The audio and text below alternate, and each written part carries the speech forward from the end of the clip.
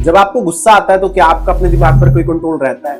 या जब आपकी कोई इच्छा जागती है कि यार मेरा कुछ ये खाने को मन कर रहा है, तो क्या आप उसमें तुरंत बह जाते हैं? अगर आपका जवाब है हाँ, तो भगवान श्री कृष्ण के अनुसार अभी तक आप अपनी लाइफ में फ्री ही नहीं हुए हैं, क्योंकि एक सुखी इंसान की सबसे बड़ी और असली परिभाषा कुछ और ही है।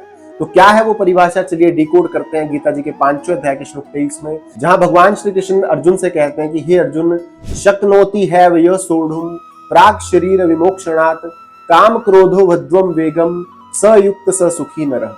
अर्थात भगवान श्री कृष्ण अर्जुन से कह रहे हैं कि जो भी इंसान इस शरीर को छोड़ने से पहले यानी कि मरने से पहले अपने काम और क्रोध के वेग को सहन करने में समर्थ हो जाता है, वही इंसान एक योगी है और वही इंसान इस धरती पर सबसे सुखी मनुष्य है।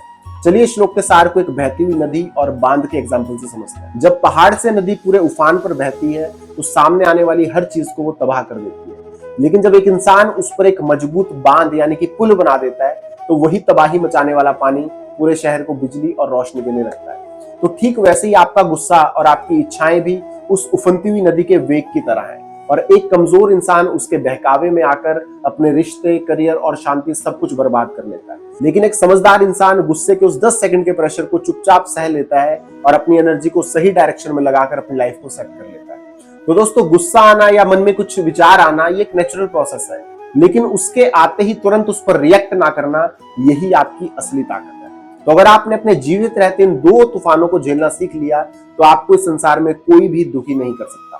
लेकिन अब सवाल यह है कि जब एक इंसान अपने काम और क्रोध के इस तूफान को रोक लेता है तो उसके अंदर वो जो शांति और उजाला है वो कैसे पैदा होता है, और वो कौन सा ऐसा इंसान है जो बाहर की दुनिया से नहीं बल्कि अपने ही अंदर के आनंद में मस्त रहता है। तो भगवान श्री कृष्ण ने उस परम सुखी इंसान की 3 निशानियां बताई हैं। तो क्या है वो 3 निशानियां, जानने के लिए अभी हमारे चैनल ज्ञान के स्वाद को सब्सक्राइब कर लीजिए।